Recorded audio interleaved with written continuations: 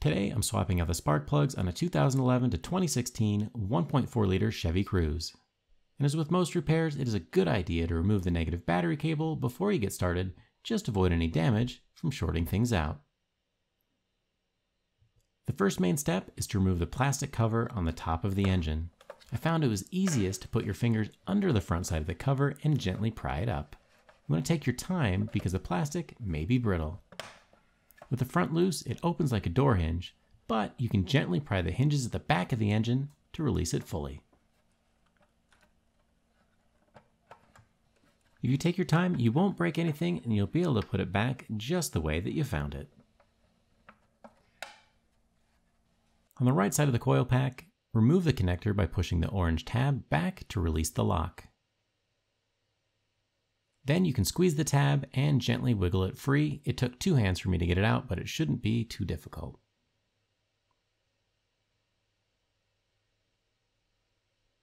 The coil pack is now held in place by 2 T30 Torx bolts.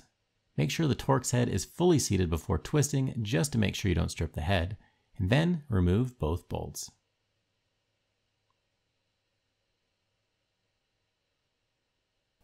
At this point, the ignition pack is held on by the rubber spark plug boots, so wiggle it back and forth to remove it. With it removed, take a look inside the spark plug wells, and if you see oil, you may have a valve cover gasket leak, but this is clean. To remove the plugs, use a 6-inch extension and a spark plug socket. You want to be careful not to break the plugs, so I always hold the wrench straight with one hand while twisting it with the other. Lots of heat cycles can make them really difficult to remove, but they should be pretty loose after a turn or two.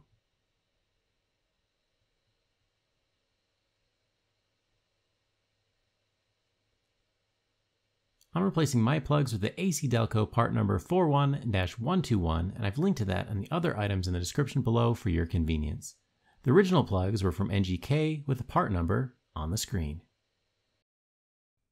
Using a pea-sized amount of dielectric grease helps seal it from moisture and keep it from sticking to the boots when you remove them next time. To avoid an expensive repair caused by cross-threading the plugs, always screw them in by hand, and they should start pretty easily. If they don't, you need to take them out and try again.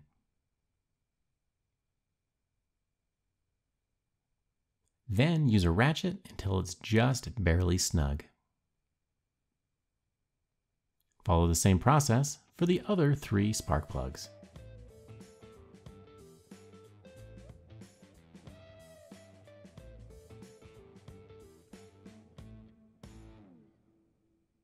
For the final torque, use a torque wrench set to 18 foot-pounds to ensure they are properly tightened.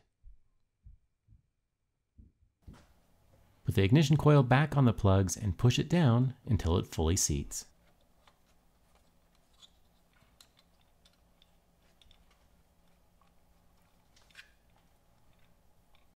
Use the T30 Torx bit to tighten the coil to the head of the engine just past hand tight. Then attach the electrical connector and push in the orange tab to lock it in place. Attach the plastic cover, starting with the 2 hinges in the back.